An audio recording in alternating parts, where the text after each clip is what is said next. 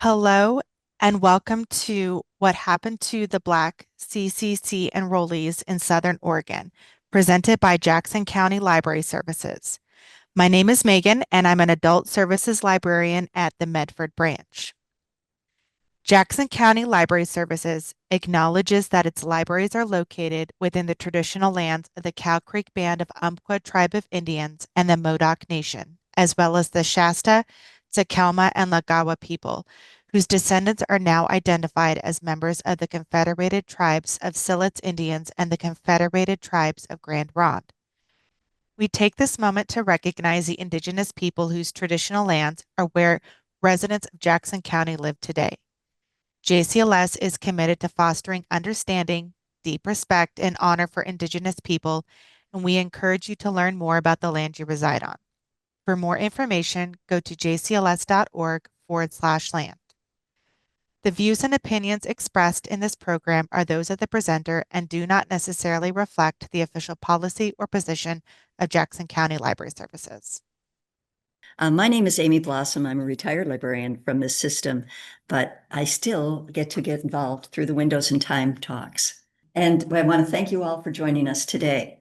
Next month, our talk will feature Jan Wright, the archivist at Southern Oregon Historical Society, speaking on the legacy of Harriet Johnston, a Black pioneer in our valley. But today, we get to welcome Jeff LaLande. We are all here today because of Jeff LaLande. He gave the first talk in our Windows in Time series back in 2009. And it was on the Jackson County ornery tradition of politics that were going on back in the 20s and 30s, was it? And he's written a book about that. But anyway, he gave our first talk, which we thought maybe a handful of people would come to. And then all of a sudden we had 100 coming to. And then COVID slowed things down. But we welcome him, and he has given many talks for our series. He has been a resident of the Rogue Valley since 1969. Yes, just a miracle. He graduated from Georgetown University in Washington, D.C., and later received his MA in archaeology from Oregon State University and a PhD in history from the University of Oregon.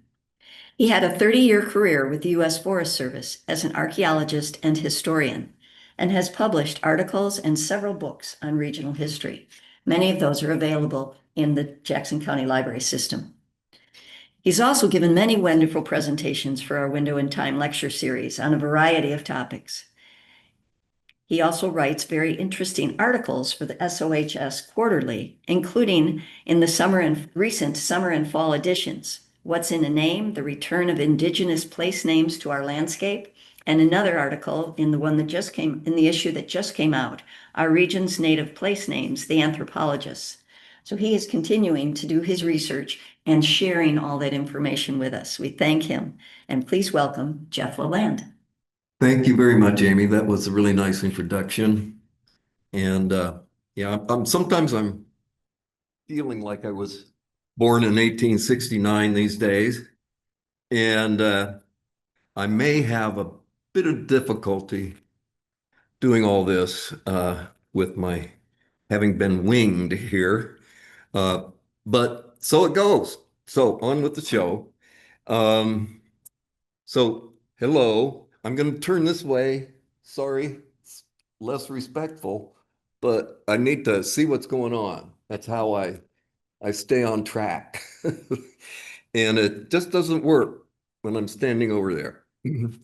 Okay, so I'm happy to be here and to share with you what I have learned about the Black experience in the Civilian Conservation Corps, or C.C.C., here in Southern Oregon. Some 250,000, a quarter of a million, young, unemployed Black men enrolled and served in the C.C.C. nationwide during the New Deal years of the 1930s Great Depression. During that massive National Employment Program's 9-year existence, their participation in this program was profoundly affected by racial segregation and pervasive prejudice. In other words, their experience was basically of a piece with what most Black people in America were experiencing during those same times. I first off want to thank Zachary Stocks and Mariah Rocker of an organization called Oregon Black Pioneers, who reached out to me in late 2023 to do a research project with the resulting presentation, this one, for what they call Black History Quest, where they reach out to a historian or other researcher to focus on a particular topic of their choice and then present it, and turns into a video. And all those videos are on Oregon Black Pioneers website. Think of Oregon Black Pioneers as like the African American in Oregon Historical Society. That's basically what it is. Okay, so they let me choose my own topic of interest, the story of Black C.C.C. enrollees here in Southern Oregon. And of course, Southern Oregon, as we all know, is a long used historical term for what's actually only the southwestern corner of the state, primarily Jackson, Josephine, and Douglas counties. And let's see. I wanted to do some original research into this little known and, alas, what turned out to be a very sparsely documented piece of Black history. This topic is one that at first piqued my curiosity way back in the early days of my Forest Service career as an archaeologist and historian. But until now, until this opportunity from Oregon Black Pioneers, I never really had the opportunity, the impetus to really follow up on it. So allow me a quick bit of personal background here. My entire 31-year career with the U.S. Forest Service, other than a few special assignments to places like Washington, D.C., took place on the Rogue River National Forest, headquartered in Medford, right here, and located largely in Jackson and Josephine counties. Late in my career, it became combined with the adjacent Siskiyou National Forest over in Josephine County. So now it is the Rogue River Siskiyou National Forest. From the beginning of my job, it involved talking with local, some of it involved talking with local old timers, men and women who have now all long since passed on, and who usually lived in very rural places, asking them about what they remembered about the Rogue River National Forest from many years gone by, such as early ranching activities. How did this place get its name? Early logging. Where were the logging camps? Early day Forest Service activities, including work done by the C.C.C. One of these elderly residents, whom I pestered with questions, was the late Marcel Sandos, who grew up on a small ranch in the then, and pretty much still, very remote Elk Creek Valley. And it's up on the, way up the Rogue River country, upper Rogue River country, above Shady Cove and off to the north. Sometime in the very early 1980s, I met with him on Elk Creek and asked him all kinds of questions.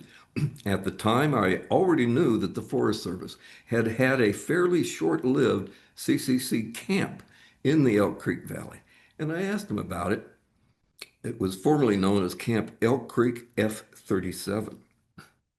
Among his recollections about the camp, Mr. Sandoz recalled to me that the Elk Creek camp's company of C.C.C. men included, quote, a few colored guys, but the camp didn't last long before it was closed down, end quote. His comments on the presence of Black C.C.C. men in an extremely remote part of Southern Oregon did surprise me. It was news to me, but we soon moved on to what the Elk Creek C.C.C. crews were actually doing out in the woods. So Elk Creek, whoops, I'm sorry, is in this vicinity right here. There's Crater Lake, Rogue River coming down. Does this show up? Yeah, okay. Applegate Valley, Bear Creek Valley, Medford, etc. So Marcel's words intrigued me. I sometimes wondered what would it have been like then to be a young African American from some distant place, urban area, arriving as part of a large crew composed of mostly white guys in that remote Oregon Valley, one populated by people of modest means and virtually all of them white. And in Southern Oregon, a region with a long-term reputation for animosity towards Black people living in their midst. So when Zachary called me, asked me to do this, I didn't hesitate. I know what I want to do this on. It was like I finally got to scratch an itch. So early in my Forest Service career, I learned a fair amount about the CCC in general and about its role in the 1930s Great Depression. Not just the better known examples of CCC work like Timberline Lodge here on the slopes of Mount Hood, but especially its work and thus its lasting legacy down here on the Rogue River National Forest, building trails, roads, rustic campgrounds, ranger stations, fire lookouts, as well as fighting forest fires, planting trees, and on and on. They did all kinds of work. This shows Fish Lake Shelter, still there on the shore of Fish Lake off of Highway 140. The big photo, black and white, shows it right after completion in 1936. And you'll note that it had boards that enclosed it, made it really dark. So I think it was an improvement in later years when they opened it up, but it still has that wonderful big mortared lava rock chimney in the back wall.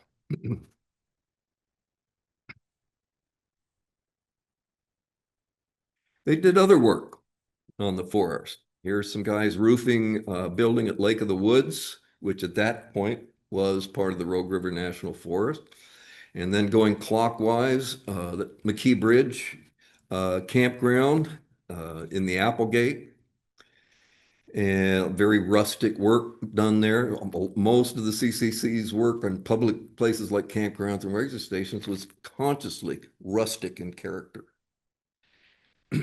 The big mortared rock camp stoves, these up in Union Creek, and then the Springs development up at what was then called Dead Indian and now Lagawa Soda Springs, up South Fork of Little Butte Creek. So I quickly learned that the CCC was President Franklin Roosevelt's favorite New Deal program. Basically, it was FDR's brainchild. He loved it. And here's a jovial FDR with smiling enrollees at CCC Camp Roosevelt in Virginia's Blue Ridge Mountains, not that far from DC. And there on the left is his national director of the Civilian Conservation Corps, Robert Fechner. I learned that the CCC employed a total of over 3 million young men who enrolled from throughout the country and served in every state and territory, working in America's national forests, national parks, state and city parks, and elsewhere, working between the year it began, 1933, starting only a month or so after Roosevelt's inauguration, and its last year, 1942, when it was shut down due to our entry into World War II.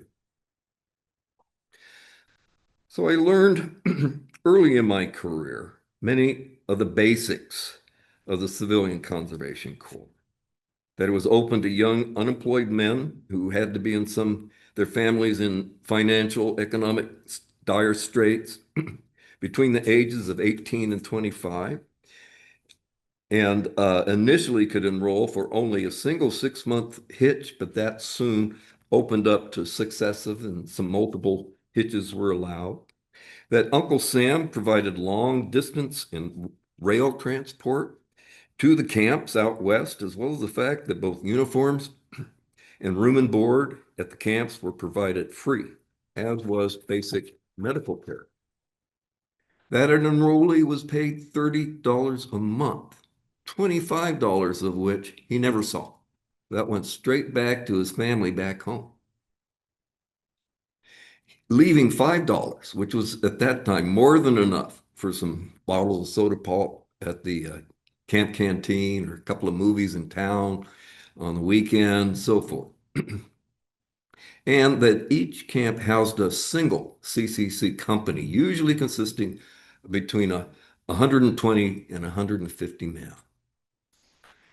And that junior U.S. Army officers administered the camps on site. They were in charge of the camps and the kind of discipline within the camp.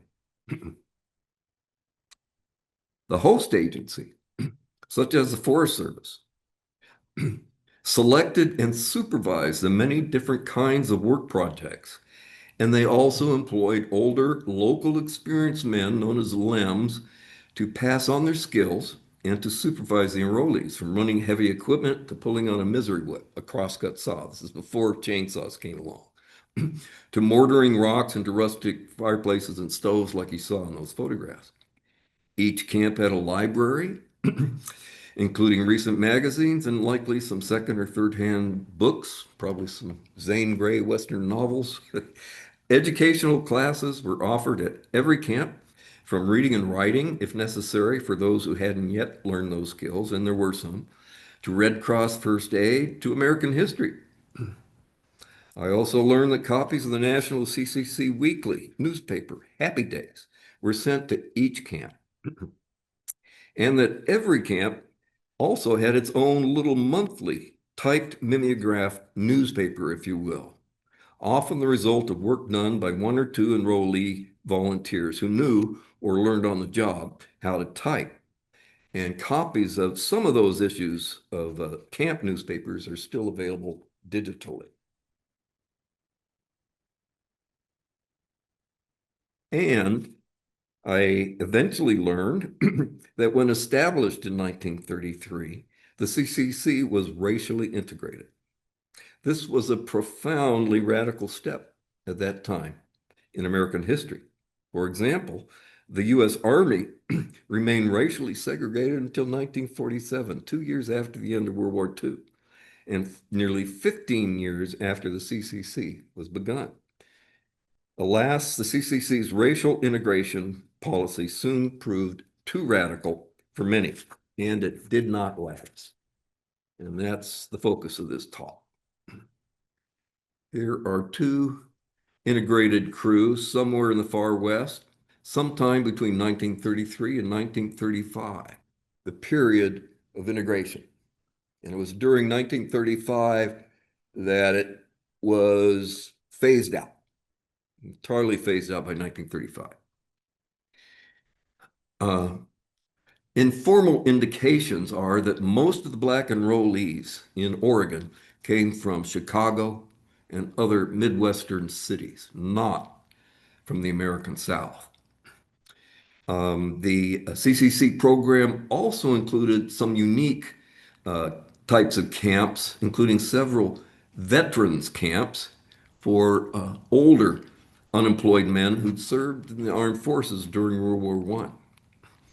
Here is the assembled company at Camp Wolf Creek in Josephine County, which, as can be seen, included African American veterans. And that fellow in the upper right, his name is initial R. Bruce, last name Bruce, a veteran of the Great War.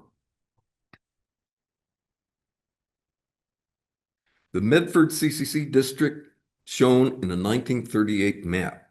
The Medford district of the C.C.C. was one of the big regional units of the C.C.C. And each one was beholden to Washington, D.C. and had to report and so on and so forth. There's a lot of communication and correspondence between. And by 1938, there's no camp Elk Creek. It's gone.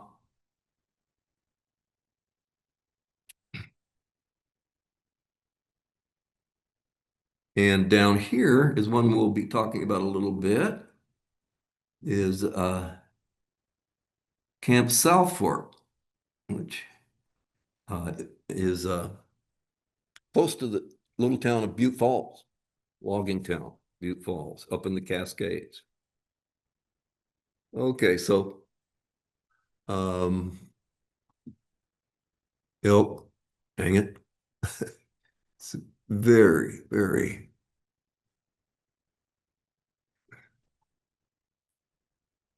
touchy. Elk Creek here in Butte Falls, Camp South Fork. And I'm sorry for this. I have an essential tremor. So it's happening. Age is happening. Um, it's a happening thing. So here are two Rogue River National Forest CCC camps uh, that are talked about in this presentation. The one on the upper left is Camp Elk Creek or Camp F-37. And it's one of only two images I've been able to find of that camp. And they actually came to my attention during my Black History Quest research. It was situated well up Elk Creek from the Rogue River, right where Sugar Pine Creek feeds into Elk Creek. The closest community, the tiny hamlet of Trail, located down on the Rogue River itself, near the mouth of Elk Creek. Now, Camp South Fork, that aerial view you see on the lower right, was a former logging camp that had been called Camp 2. It was the second of what turned out eventually to be four separate railroad logging camps. This big Wisconsin-based lumber company that eventually became Medco, Medford Corporation, to those of you who may remember that, the company that was here in the fairly recent decades. Gone now. So the Camp 2, you look at all those little structures, those are the six-man cabins, six loggers. And this was the railroad logging. The logging railroad went right between the sets of cabins and off this way, off into the woods, and you can see areas that had been logged here and there. Very busy, very industrial kind of place. So, and it was located about 10 miles from Butte Falls, the little logging town.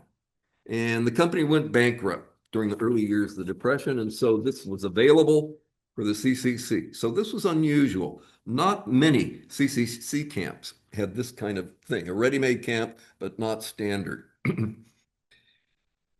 this is a photo taken recently of Camp Elk Creek, a little farther down the slope from that previous photo.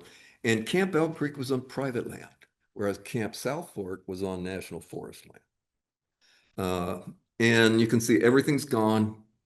It's just pasture land today. Camp South Fork, however, after the big logging company began to recover under different management and go on to logging elsewhere, built the railroads on and off somewhere to the north for Camp 3 and eventually Camp 4. They took those cabins with them and all the other buildings. And so Camp South Fork, by that time, had become a standard C.C.C. camp with all the usual buildings, barracks, mess hall, and other structures. And this is the site of Camp South Fork today, slowly being reforested by offspring of the pines seen in previous photos. Several concrete pads, some mortared rock features like the old incinerator, garbage incinerator, and so on and so forth. Exposed pipe, water pipe. Okay, so what about the Black C.C.C. enrollees in photos from the Rogue River National Forest? During my career with the Forest Service, I came across a number of photos of C.C.C. enrollees, like these two images. that were working on the Rogue National Forest, but not a one of those dozens of images showed any black enrollees. All of those photos showed only white faces. That fact had contributed to my surprise back then of Marcel Sandoz's memory of the black C.C.C. enrollees on Elk Creek. This one in the upper right, it's posed there at Camp Upper Rogue at Union Creek on the way up to Crater Lake on Crater Lake Highway. They're lower left marching in a parade, probably 4th of July, I don't know. But in front of, that would be the intersection of Main Street and Front Street right there.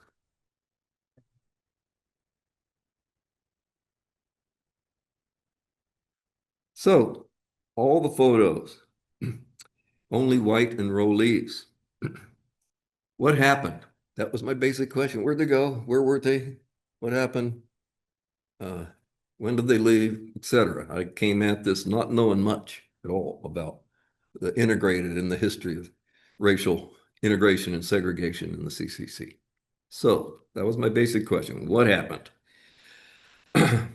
So typically, the historian will first want to review available secondary sources on the topic for background information and to acquire broad knowledge on that topic. Now, secondary sources are what historians refer to the past solid work by previous historians and other researchers whose own research often depended upon primary sources, which are like original to the time. And so primary sources are, include the personal recollections of Marcel Sandoz, has a personal memory. Also include formal oral histories, personal correspondence, and government records from the time, such as held in local historical societies, at libraries, in the National Archives, newspaper accounts from the period, and so on. And I looked at a number of these kinds of sources, primary sources, for this presentation. But starting with secondary sources, these are a sample of some of the secondary sources I used. Most on the internet, printed off a lot of stuff. But really one of the best sources for my purposes, especially looking at the local area, happened to be a 2007 archaeological report. It was done by colleagues of mine at a place called Rand, down on the Rogue River, downstream from Grants Pass. There was a C.C.C. camp there. And it was integrated. And this oral history was received from a former C.C.C. enrollee back in the late 70s. He was an old guy by that time. And it had some very interesting information that I'll share with you in a little bit. From these and other secondary sources, I learned the following. Again, over 250,000 African Americans served between 33 and 42.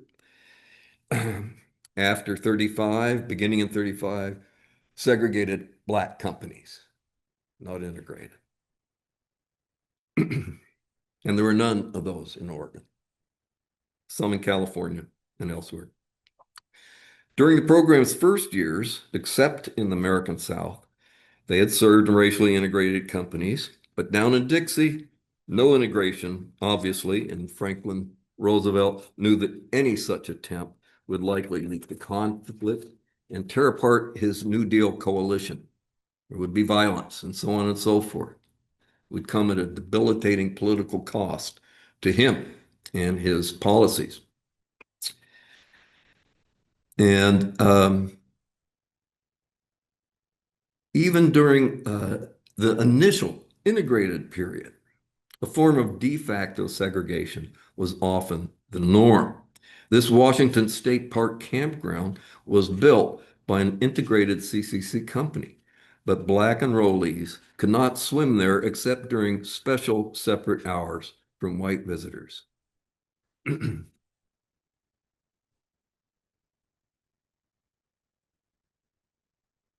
So Southern Oregon, let's focus on Southern Oregon just for a moment. As many of you know, the uh, practice of black exclusion in Oregon dates back to before Oregon became a U.S. territory, when it was still up for grabs between Great Britain and the United States. Those American settlers in the Willamette Valley came up with a provisional constitution for their community up there that forbade any blacks.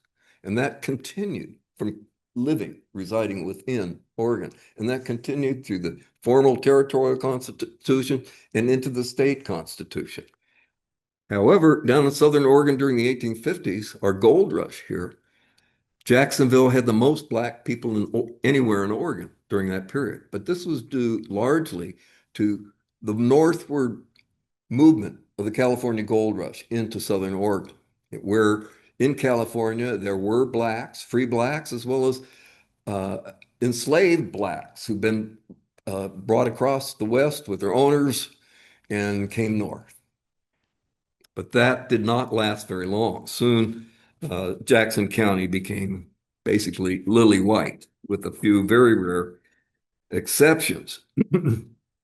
And that Oregon Constitution, state constitution that had that clause, no blacks, finally, progressive forces in Oregon thought, oh, we got to get rid of that. It's unconstitutional anyway. It's found, it's moot by the 13th, 14th, 15th amendments to the U.S. Constitution. Let's get rid of that. And there's a vote by county, and it passed. They got rid of it. However, in Jackson County, the vote was against getting rid of it. Just something to be aware of. They kind of like people in Dixie in recent years, they like their Confederate flag, by golly, and nobody's going to take that away. Okay, so the case of Camp Rand. So in late 1933, a Forest Service report stated that in addition to the C.C.C. company's white enrollees, newly stationed there at Camp Rand, there were a number of colored boys, quote unquote, from the same two places, East St. Louis and Chicago. And then in that oral history interview I told you about, in the report that I read, the much later archaeological report about Camp Rand, George Morey, one of the white enrollees, recalled that those guys, the black enrollees, were the first blacks that many of us had ever worked around. Remember that they were not allowed in the barracks with the whites. They were required to line up behind the whites at roll call. Although they were permitted in the same mess hall with the rest, they were seated at separate tables and at the rear of the building. So again, integrated, but not really.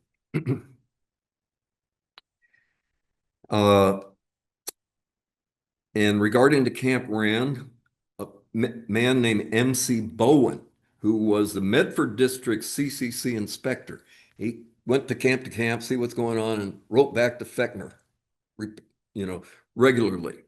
What's happening? What do we need to do? Be aware of this, heads up. He wrote about Camp Rand that, quote, recreation for colored enrollees outside of Camp Rand is very limited, as grants pass, have no colored people, and don't want any. Bowen went on to point out that the same condition prevailed for black C.C.C. enrollees at camps near Medford and Roseburg. He suggested that about the only place the men can go is Klamath Falls, but that is fully 200 miles from here. If somebody asked me that question during the Q&A, I'll speak to that. Don't want to do that now. So by the middle of 1934, black enrollees from throughout Southern Oregon were disappearing from those racially, quote unquote, integrated camps.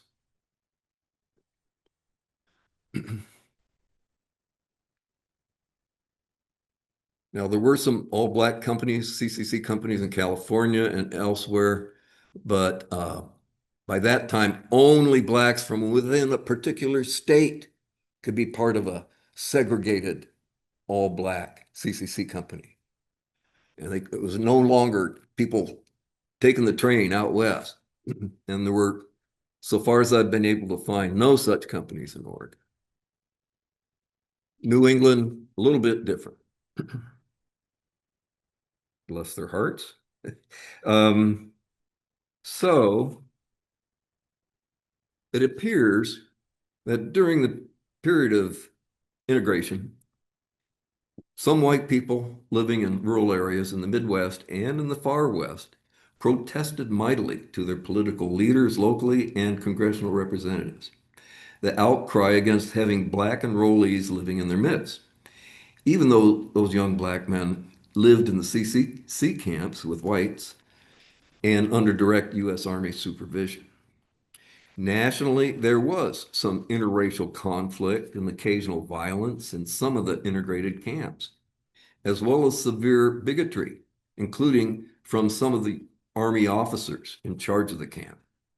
So practically speaking, the well-intended and unprecedented effort at racial integration soon became a threat, a political threat to the entire C.C.C program.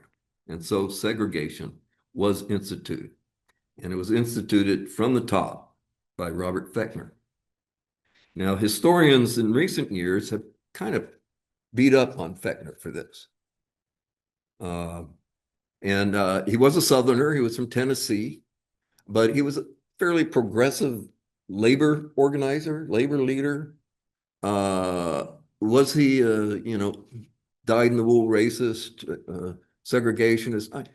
I don't know. There's not, to my knowledge, there's not been a biography written of him. And there really needs to be a good subject for somebody to do a PhD dissertation on. But he instituted it, and this is over objections from African-American political leaders, including Congressman Oscar DePriest, the only black man serving in the U.S. Congress at the time, from Chicago. So my take on it is Fechner was under immense pressure. He saw things unraveling. I got to keep this ball rolling. We're going to do this. It's the easiest way to handle this issue. So here are 3 all-black C.C.C camps and companies from somewhere in the West. Now, it took some time for the segregation policy to be completed. And it began in 1934. That was a crucial year for my research, and was completed in 1935. Okay, so back to my inquiry into the case of Southern Oregon. It was now time for me to look into the primary sources on the Black C.C.C experience in Southern Oregon. The first stop, the National Archives. And there they are on the mall, north side of the mall, located about midway between the Capitol and the White House. And that's the original building, built during, I believe, during the New Deal. But there's lots there in that building, big, deep basement, all kinds of records, yes. But most of the National Archives is known formally as the National Archives and Records Administration, NARA for short, N-A-R-A. So most of the nationally held records are out at their suburban College Park, Maryland campus, just outside of DC. And it's a huge building complex. And it has a wonderful big reading research room with natural light. Unfortunately, I couldn't afford to go there.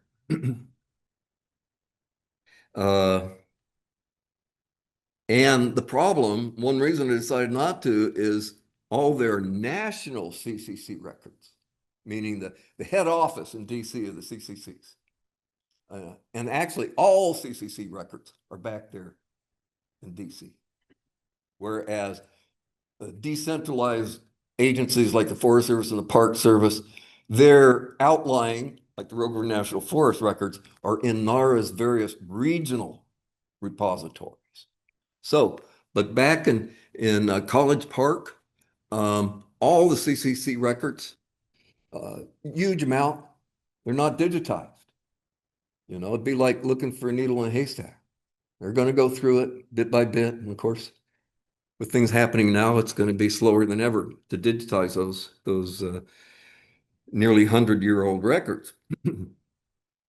So, but I did uh, call up NARA in Maryland and made a connection with one of their assistant archivists and told him what I was after. After he told me about the situation with all the CCC records, I said, well, hey, how about the national Washington D.C. office, Forest Service records? Couldn't you go into those? They'll do some research, quick research for you, but not a lot. You have to hire researchers if you can't go on your own.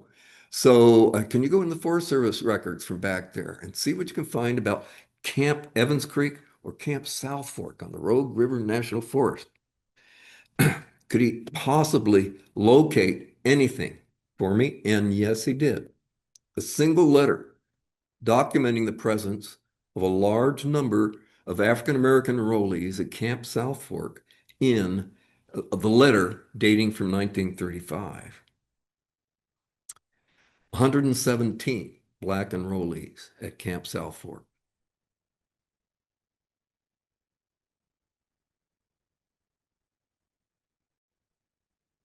So that was something, but not everything.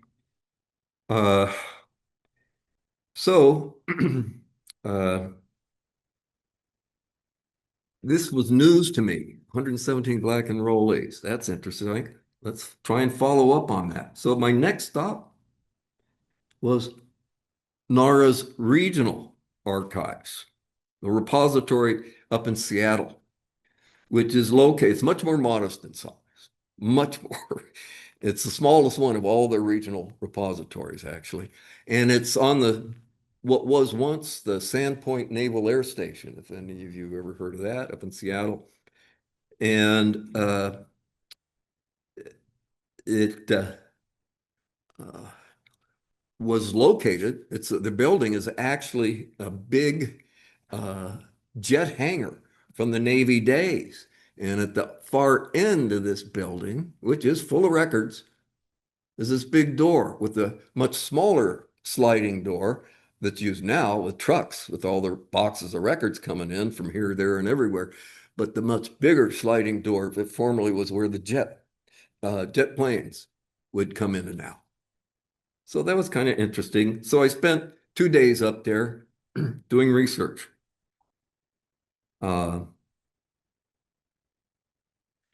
And waiting for me were 4 what are called Hollinger boxes, archivally stable boxes, in a very small reading room, no windows, and there were 3 other researchers there doing their own thing. Very different topics from mine. Interesting topics, but very different.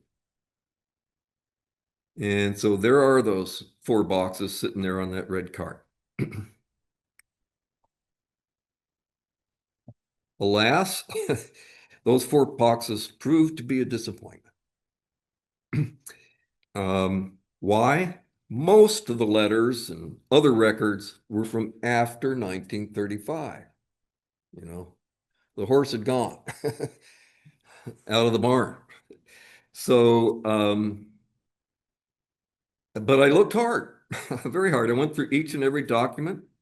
Most of them were forms filled in with numerical data on various subjects from individual camps, such as the number of sick days taken, injuries on the job, that kind of thing. It really held nothing for me. However, that's not to say that these records were uninteresting to me. I found a number of items that piqued my genuine interest in the CCC camps on the Rogue River. For one thing, camp menus gave me a good idea on just what the enrollees were eating, and it was definitely 3 square meals a day. They were eating pretty good. Other records, included testimonial letters from enrollees, probably at the instigation of a CCC administrator, say, hey, write something good about the CCC, your experience here. And that's sent back to DC and becomes part of a big thing and goes to the Senate and so on and so forth. So that's my take on why those were being done.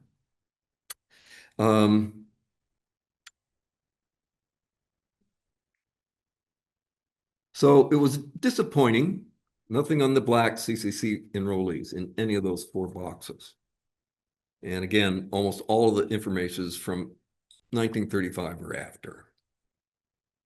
But they did prove one of my early stage hunches that I had, proved it to be wrong. There was a lot of correspondence about the closing of Camp Elk Creek, which I had surmised possibly there was a racial component to that early closure. Were local people just up in arms? I don't know. I wanted to find out. Well, my suspicions were unwarranted. It was due to the absentee owner who lived way back in Pennsylvania of that little piece of private property who refused to renew the Forest Service's lease to that land. And there's a lot of correspondence going back and forth about that. There were Forest Service trying to get the owner to sign a letter to formalize things, and he wouldn't. And they even wrote directly to the post office of the little town, New Milford, Pennsylvania, asking him to actually personally go out to the owner's residence, wherever that was, and get him to sign this damn thing and send it back to Medford. But anyway, the camp went away, and that was the story. At Camp South Fork, there's lots of paper on a bitter feud between the camp's commanding Army officer and one of the Forest Service's work projects superintendents. No racial aspect. It was just a silly personality dispute, conflict that escalated to ludicrously high levels and all this correspondence. Finally, those guys were transferred to separate places, thankfully, elsewhere.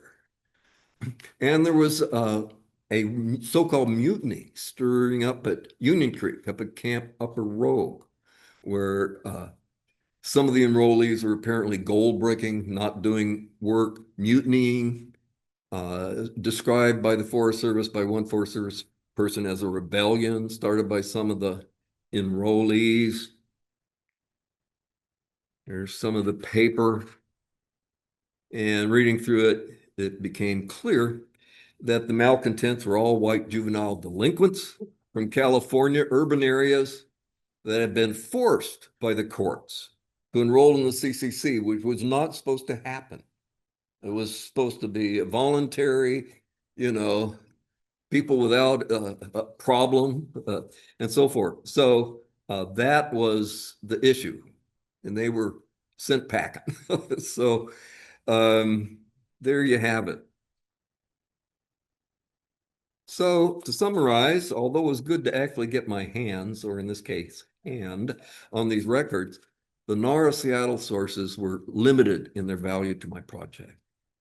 Those 4 boxes held nothing relevant to the Black CC experience on the Rogue River Forest. Instead, my most informative source turned out to be that newspaper articles. And especially the Medford Mail Tribune, the largest newspaper in Southern Oregon, and Medford, the largest and most prosperous city in Southern Oregon. The Tribune, published for many years, edited and published by Robert Rule, something of an aristocrat. Grew up in affluence back east, prep school, Harvard graduate. Politically, he became a New Dealer, a progressive voice in the region, where pro-New Deal, whereas most newspaper editors of the time were staunch Republicans, anti-New Deal. He had fought the KKK in this area during the 1920s in the pages of his paper and paid dearly for it in terms of plunging subscriptions.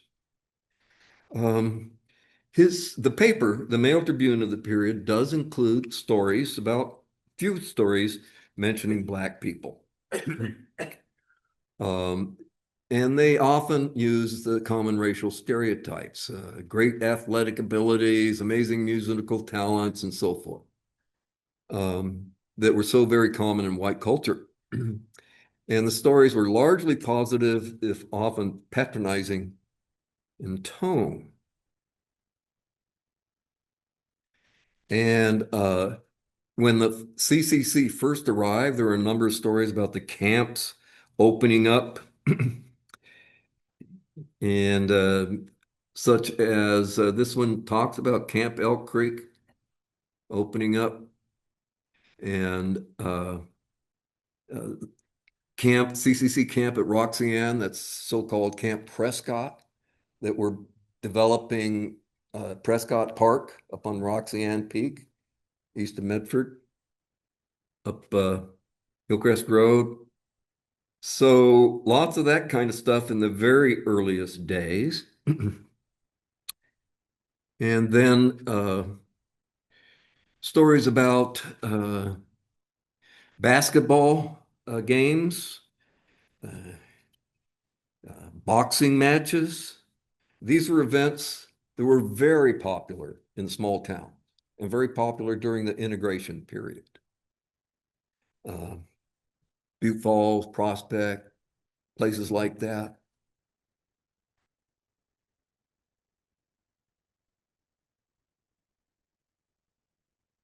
Now, there's also some negative stories. This event happened up near Albany, up close to Salem. We're reading about an alleged near riot of African-American C.C.C. enrollees up near Salem. Nothing about the causes, really. Who knows? And yeah, so that probably raised some anxiety in the minds of some Medford readers, quite possibly. Uh-oh.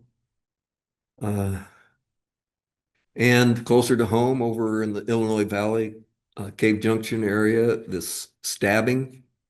It's unknown who was the stabber and who was the stabbed. And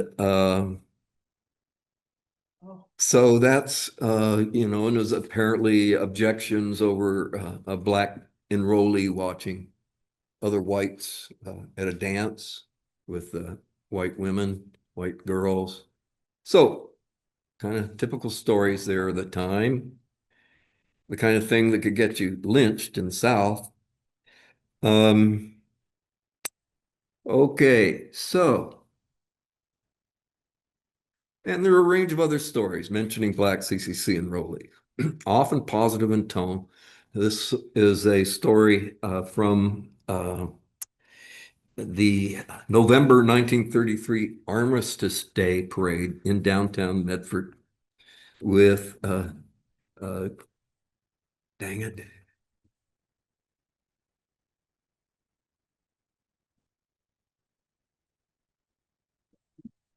with the Forest Service and C.C.C. marching, included a line of C.C.C. Negro minstrel players closing the line. The word black or African American, those were not used in this period. Colored and Negro were the terms. Okay, so by 1934, local implementation of the C's new national racial segregation policy is revealed locally in several short articles in the Mail Tribune. Got a smoking gun here. June 5th, 1934. All Negroes in the Medford C.C.C. district are being transferred into one camp and will be located at Camp South Fork of the road, according to orders issued by the headquarters in Medford today. So straight down from Fechner to the districts by that time, and just outside of the little town of Butte Falls. 2 days later, talks about many truckloads of Negro CCCs passed through town, Butte Falls, Monday, en route to Camp South Fork of the road. And another part of the story, there are 117 Negroes at Camp South Fork. Exact same number that was in that letter that I got from the National Archives back east.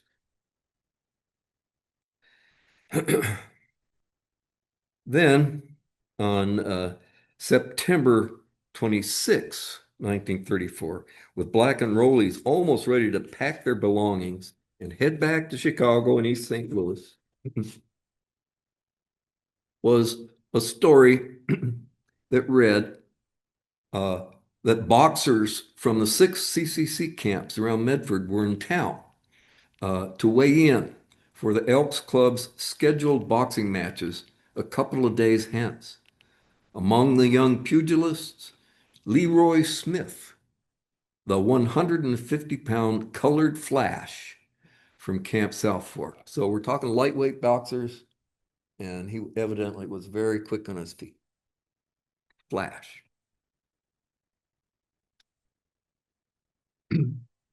Now, 4 days later, as after the boxing match, and as all the black enrollees were coming down from Camp South Fork, where all the black enrollees from throughout the Medford district had been sent by truck, they are coming down and forming up at the C.C.C headquarters in Medford, which is basically where the South Fred Meyer is today, that area. And they then were getting ready to get on a train. Well, kind of a socially revealing article about the last day of their presence. There was a rumored race riot that the rumor spread throughout the city.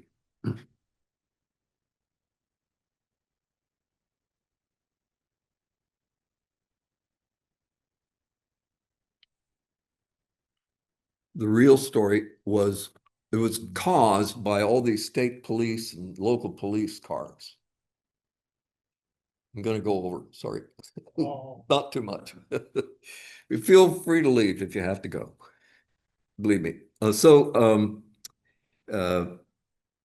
They were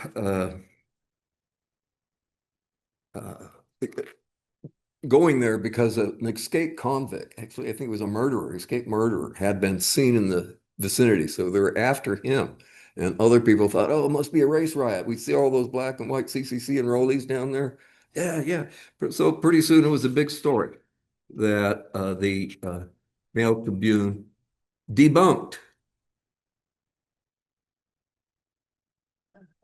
Investigation revealed that Charles Brennan, suspected Myrtle Point axe slayer, had been reported seen at the fairgrounds. It was also the county fairgrounds down there at the time. So, and when all this was supposedly happening, the black enrollees were actually already on the train going out of town, headed back east.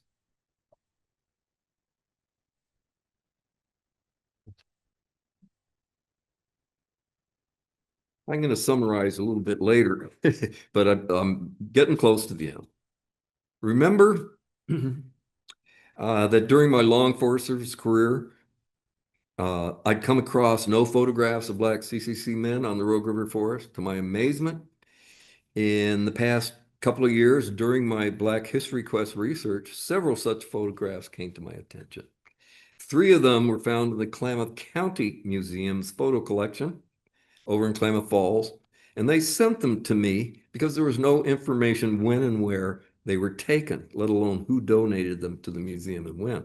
I was asked if I could help with the identification of those images. I could, and I did. I recognized the place. I knew those locations where those were shot. And then 2 more photos came to light from the Southern Oregon Historical Society here in Medford. Photos being accessioned into the collection. They were part of a large number of donated photos that had been taken by an amateur photographer during the 1930s. So the Southern Oregon Historical Society photos. 4 men in the back of the Forest Service pickup. And I basically kind of know that country. I know what it looks like. It looks to me like it's on the Butte Falls Ranger District, getting up towards Blue Rock, where a lookout was built on Blue Rock, very close to Sky Lakes Wilderness, but outside of it. So these guys are sitting in a Forest Service pickup, and I determined that the pickup you see in the lower photo, in the photo on the right, is the very same pickup. I could get a loop real close and see that the same license plate number. And so, and I looked at this photo with the tents and the little pickup, and I said, I bet that's Lodgepole Prairie. I know that place, been there many, many times. So I went out, compared, and yes, I firmly believe there's been some changes in the trees, of course, but there's a big meadow out there where the tents are and where the 3Cs later, after segregation, built that little guard station cabin that is still there and available for rent if you ever want to rent it, to have a camp out there. Not long-term rent, very short-term rentals.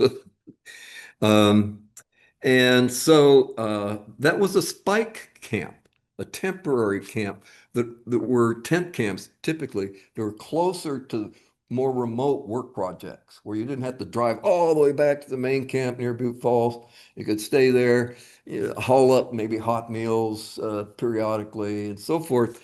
But you're kind of camping out and doing your work. So those guys, I'm almost certain, were working on the Blue Rock Lookout, which was built in 1935-34. Now, uh, the ones from Klamath County Museum. uh, these are, to me, even more remarkable.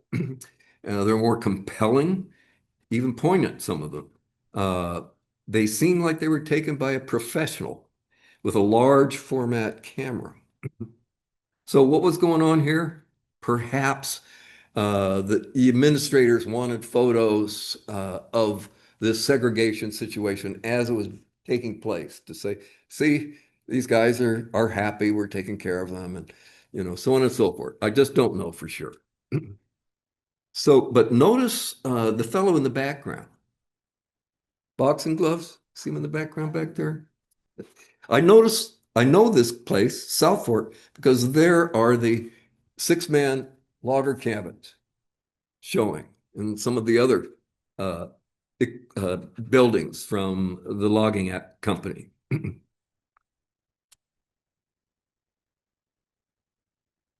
Okay, and no doubt about it now, there's Mount McLaughlin looming in the background. No mistaking where that is. That is what was Camp 2, what became Camp South Fork, and what people in Butte Falls, tied with the logging industry so much, still referred to as Camp 2.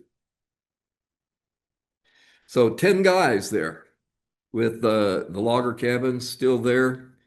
And notice the guy on the right with his boxing gloves, that same guy in the previous photo. I have a strong hunch that that is Leroy Smith, the colored flash, getting ready for his bout with the Elks Club meeting. And this, yeah, I don't know what it is. I don't know what make is. So, and these 3 guys, this musical trio at Camp South Fork, the instruments very likely prized personal possessions brought from back home. Okay, to summarize, this admittedly quite limited research project of mine, which was quite limited due in part both to the lack of available archival sources and to the evident sparseness of the available local historical record itself, revealed no documentation of dramatic racial events, negative events, here in Southern Oregon, other than that one story over in Cave Junction. No major violent outbreaks, no instances of swelling local protests against the Black presence. No letters to the editor decrying this intrusion. No actual race riots. Didn't find any evidence of that. So I asked, was Jackson County somehow a paradise of interracial brotherhood and good feeling in 1933, 1934? I very much doubt it. However, things do seem to have been quiet down here during that time. Now,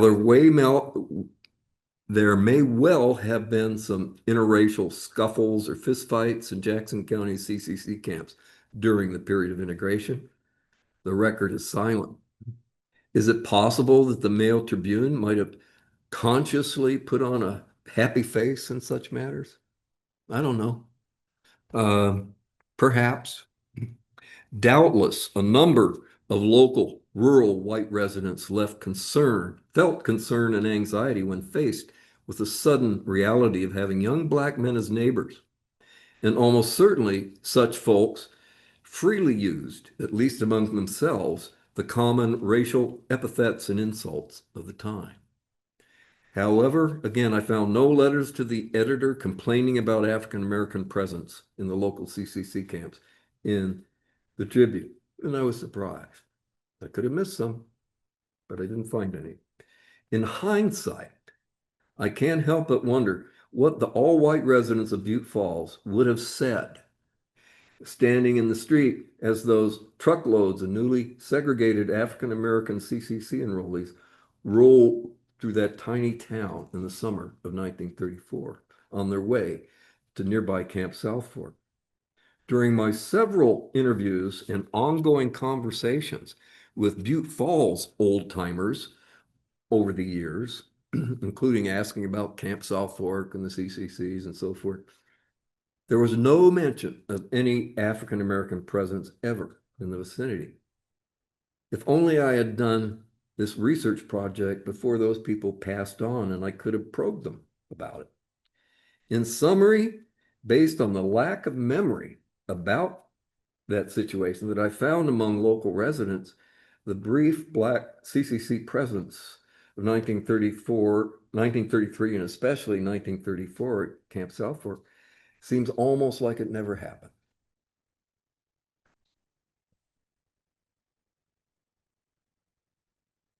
Let's end with these two images, with these two young men. Their silence allows us to imagine whether their experiences in Southern Oregon were positive or negative, or more likely, a combination of both. And what happened to them after they left? Did the good-looking guy on the left have a girlfriend waiting for him? Did the fellow on the right find work playing his sax in a Chicago club? Did they go on to serve in the racially segregated Army of World War II? And later in life, did they think back, hopefully with at least some amount of fondness, on the days working in the woods and mountains of Southern Oregon? Thank you.